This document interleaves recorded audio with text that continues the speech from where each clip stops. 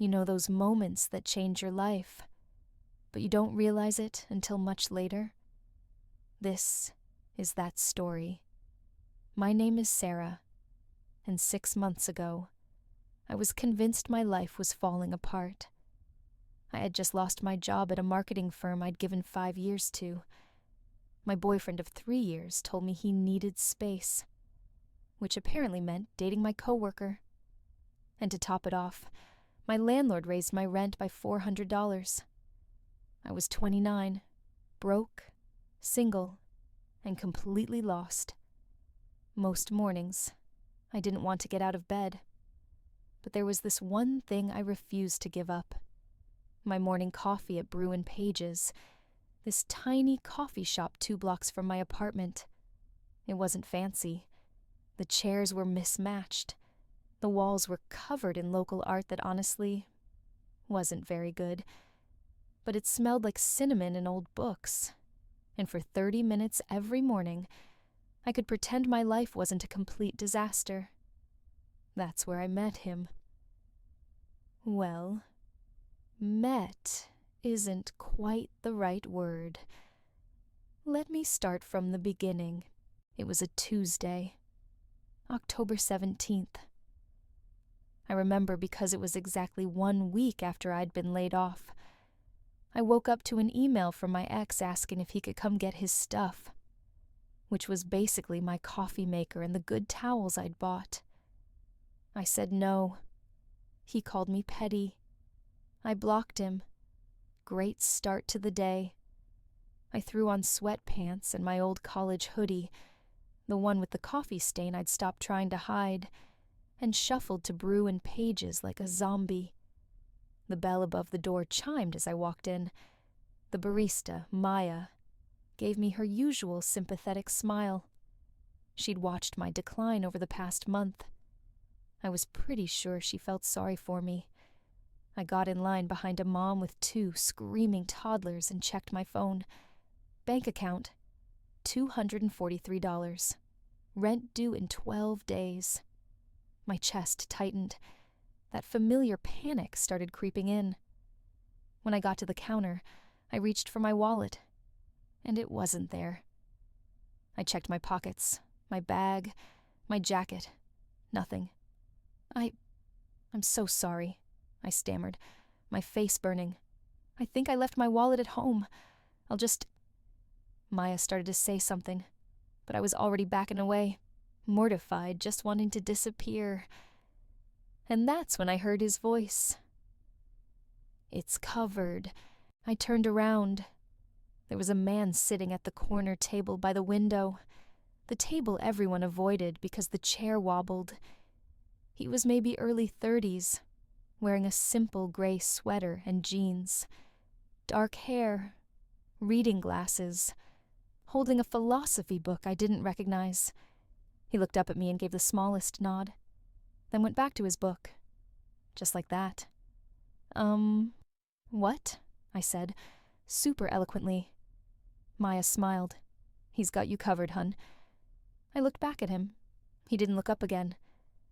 I can't, I started. Your usual, Maya asked gently. I stood there frozen for what felt like an hour, but was probably 5 seconds. Okay, I whispered. Thank you. Maya made my coffee, medium vanilla latte with oat milk, and I took it with shaking hands. I walked slowly toward the corner table. He was still reading. Didn't look up. Thank you, I said softly. Really? I'll pay you back tomorrow. He glanced up, and for the first time, I saw his eyes. Kind, dark brown, a little sad, maybe. He just nodded again, a tiny, barely there smile. Then he went back to his book. I stood there for another awkward moment, then shuffled to my usual seat by the window, clutching my coffee like a life raft. I should have felt embarrassed, but instead, I felt seen. For the first time in weeks, someone had noticed me. Not my failures, not my mess, just me. The next morning, I made sure I had my wallet. I was going to pay him back, and probably never make eye contact with him again, because I'm great at human interaction. But when I walked into Bruin Page's, he was already there. Same table, same book, or maybe a different one, always philosophy or poetry. I got in line, pulled up my wallet with exaggerated confidence. Maya rang me up, I tapped my card, and then she said, "Oh, actually, sweetie, you're already covered today." I blinked. "What?" She nodded toward the corner table. He didn't even look up. "No, I can pay," I said quickly. "I have money. I just forgot yesterday. He already paid," Maya said with a knowing smile. "Just take the coffee, Sarah." I looked at him. He turned a page. "This is weird, right?" I whispered. Maya laughed. "Honey, take the win." So I did. I walked over to his table, slower this time. "Thank you," I said, again. "But seriously, you don't have to—" He looked up, made eye contact. That same small, sad smile. "It's just coffee," he said quietly. His voice was gentle, calm, and then he went back to his book. That was it. 4 words. "It's just coffee." But the way he said it felt like he was saying, "You matter. You're worth this tiny kindness." I went to my table and drank my coffee in silence. I don't know why, but I cried a little. Just quiet tears I wiped away before anyone noticed. It wasn't about the coffee. It was about being seen. It happened again the next day, and the day after that. By day 5, I stopped trying to pay. I just walked in. Mia handed me my latte. I looked at him. He gave that tiny nod, and I sat down. We never spoke. But something changed in me. I started looking forward to mornings. I'd actually get dressed. Not fancy, but clean clothes, brushed hair. I'd put on a little mascara. Not for him, exactly, but because I wanted to feel like a person again. On day 7, I brought a book. I hadn't read for pleasure in months, but I saw him reading and thought, maybe I could too. On day 10, I noticed he always drank his coffee black. No sugar, no milk. Just black coffee and philosophy books. On day 12, I realized he had the saddest eyes I'd ever seen, like someone who understood pain too well. On day 15, I caught him glancing at me, just for a second, then back to his book. On day 20, I smiled at him when I walked in. He smiled back. It was barely a smile, just the corner of his mouth liftin', but it felt like the sun comin' out. By week 4, this had become the best part of my day. Not just the coffee. Him. This stranger who asked for nothing, who expected nothing, who just gave. I started wondering about him, what his name was, what he did, why he looked so sad, why he was so kind, but I never asked, and he never told. We just existed in this quiet, beautiful routine. Him, reading at his wobbly table. Me, drinking coffee I didn't pay for, feeling a little less broken every day. On day 28, I did something brave. I wrote him a note. It took me 20 minutes and 3 crumpled napkins to get it right. Finally, I settled on, "Thank you for reminding me that kindness exists. You've made the hardest month of my life a little softer. Sarah." I waited until he went to the bathroom. Then I left the note on his table, tucked under his coffee cup. My heart was pounding. I sat back down and pretended to read, but I was completely panicking. What if this was weird? What if I ruined it? What if he thought I was some desperate... He came back, sat down, saw the note. I watched from behind my book as he read it. His expression didn't change much, but his hand pressed the note flat against the table, gently, like it mattered. He looked up, found me across the cafe. Our eyes met.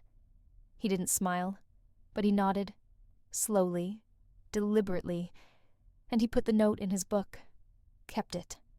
I exhaled for what felt like the first time in 5 minutes. The next morning, I walked into Bruin Page's excited, nervous, ready for, I don't know what, maybe an actual conversation. But his table was empty. Where's... I started to ask Maya, then realized I didn't even know his name. The corner table guy, Maya asked. I nodded. She shrugged. Haven't seen him today. A weird disappointment settled in my chest. He came back tomorrow, I told myself. But he didn't. Day 2, empty table. Day 3, empty table. Day 4.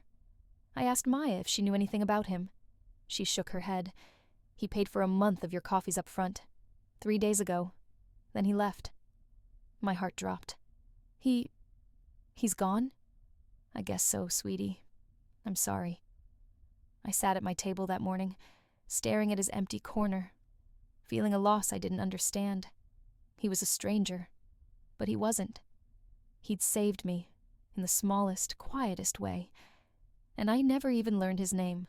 Before we continue Sarah's story, I want to ask you something. Have you ever experienced a random act of kindness that changed you? Maybe a stranger helped you when you needed it most. Maybe someone saw you when you felt invisible. I'd love to hear your story. Pause right now and leave a comment below sharing your experience. Your story might be exactly what someone else needs to hear today. And if this story is touching your heart, please hit that subscribe button. This is Softly Still, where every story is crafted to heal, comfort, and remind you that you're not alone.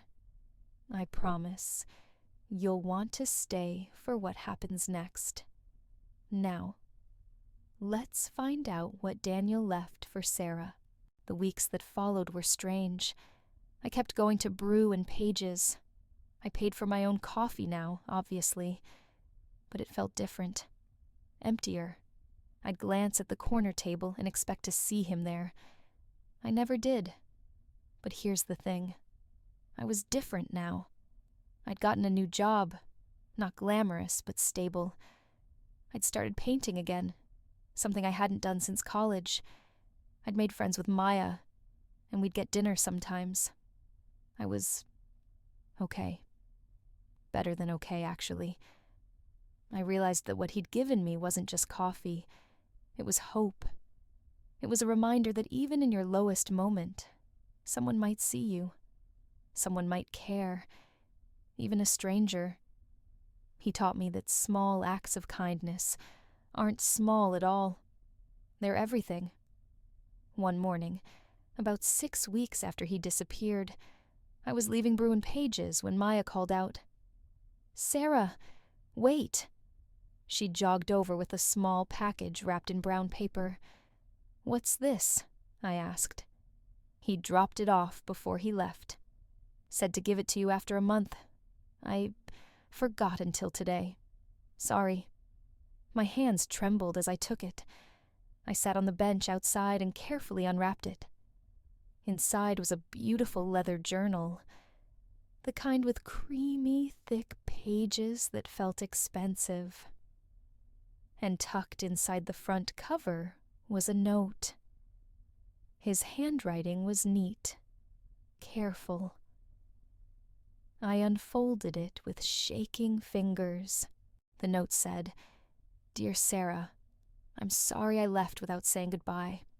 I'm not good at goodbyes. I want you to know something. When I first saw you walk into that cafe, you looked like I felt lost, broken, barely holding on. I've been there.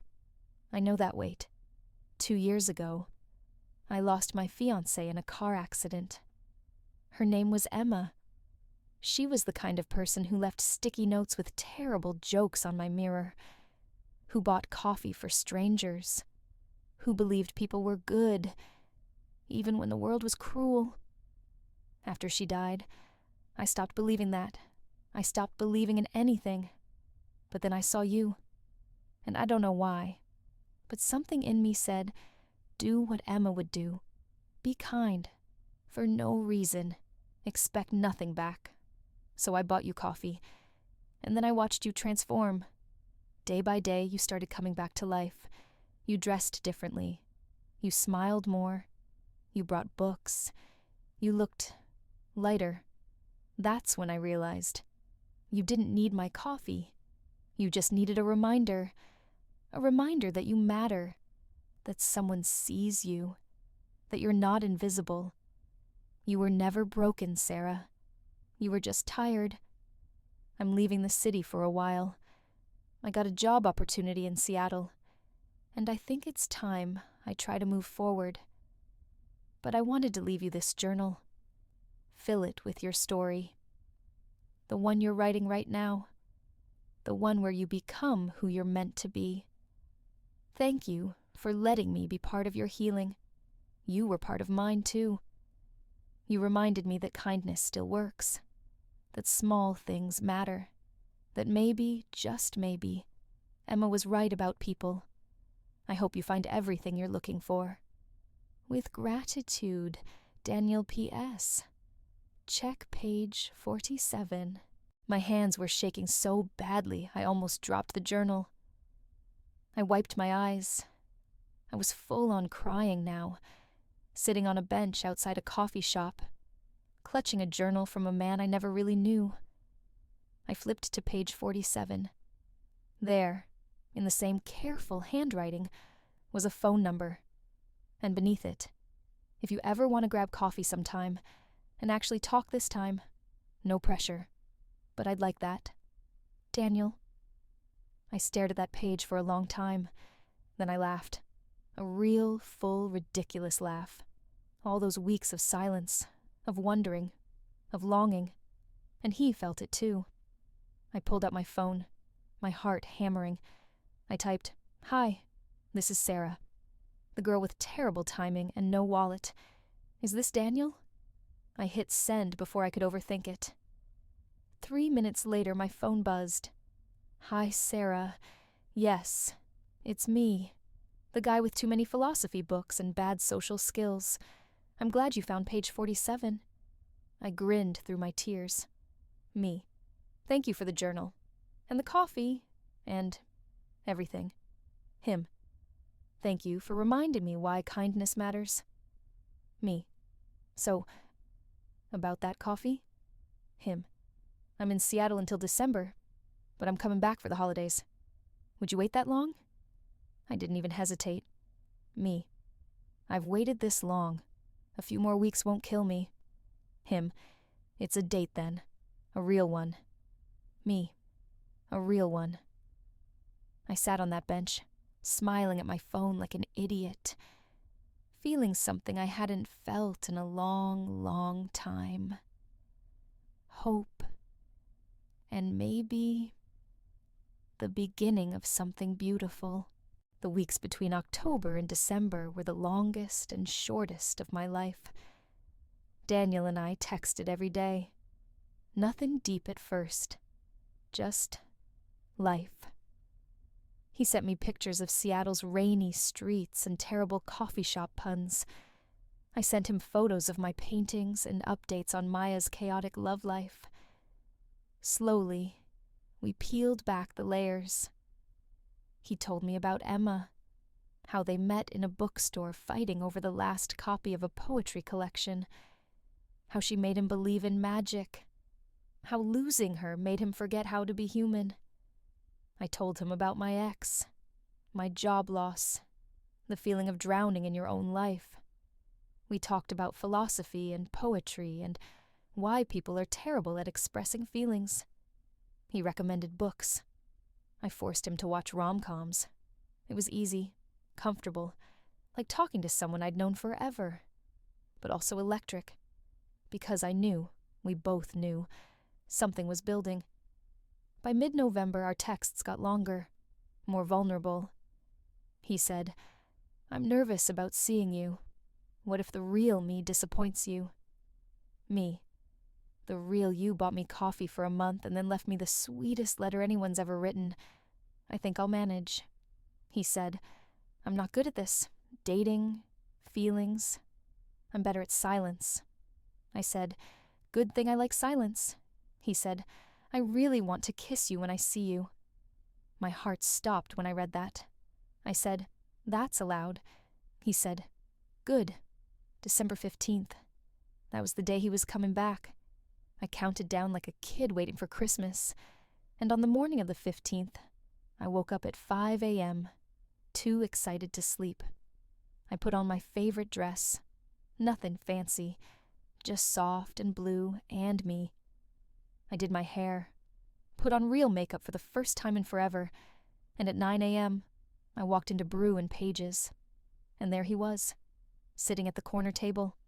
Same gray sweater, same reading glasses, same philosophy book.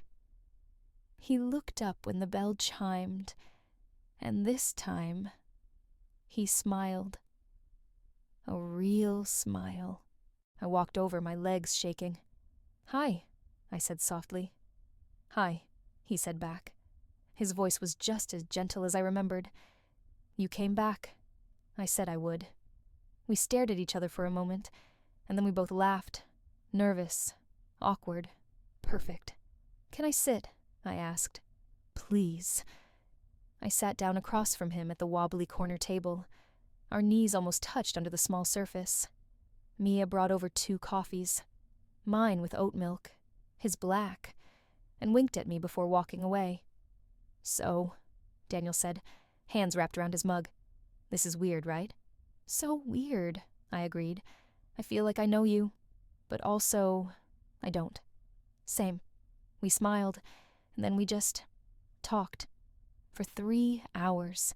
We talked about everything. His childhood in Oregon, my complicated relationship with my mom, his work as a freelance book editor, my dreams of maybe opening a gallery someday.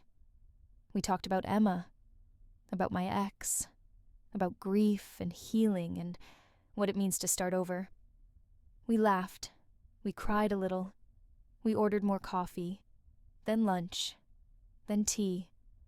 And somewhere in the middle of it all, he reached across the table and took my hand. I'm really glad I bought you that coffee, he said quietly. I'm really glad I forgot my wallet, I whispered back. He smiled. That sad, beautiful smile that I'd fallen for from across a cafe. Can I tell you something? He asked. Anything. I think I started falling for you on day 3. When you came in wearing that ridiculous hoodie with the coffee stain, and you smiled at Maya, even though you looked like you were falling apart. You were kind even when the world wasn't kind to you. That's when I knew. My heart was going to explode. I think I fell for you when you nodded at me that first day, I admitted, like I was worth noticing. No one had made me feel that way in so long. He squeezed my hand. You are worth noticing, Sarah. You always were. And then he leaned across that wobbly table and kissed me. It was soft, gentle, perfect. It tasted like black coffee and second chances. That was 6 months ago.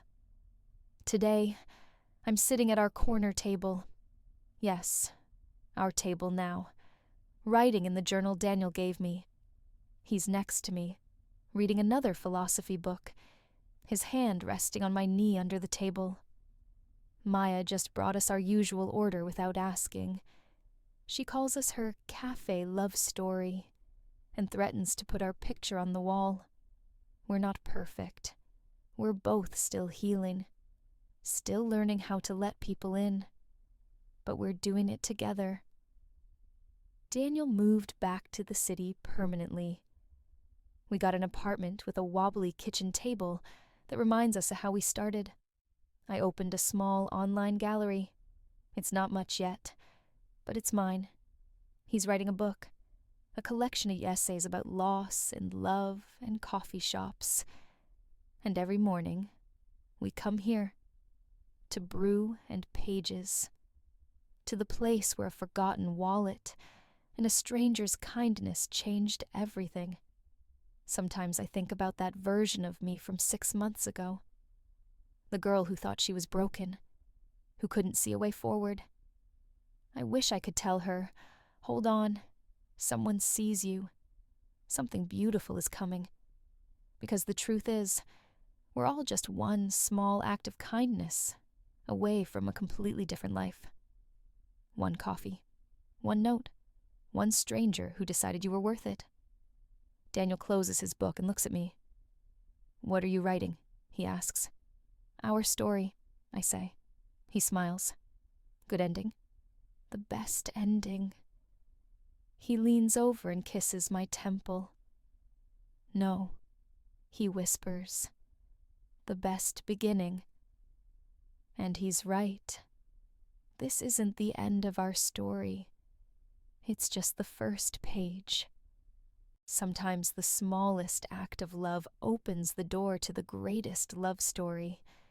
Be kind to strangers, to yourself, to the broken parts that are just waiting to heal. You never know what miracle is waiting on the other side of a cup of coffee. If this story touched your heart, I'd be so grateful if you'd do 3 small things for me. First, hit that like button. It tells me you want more stories like this one. Second, subscribe to Softly Still and turn on notifications. I share new stories designed to heal, comfort, and fill your heart with hope.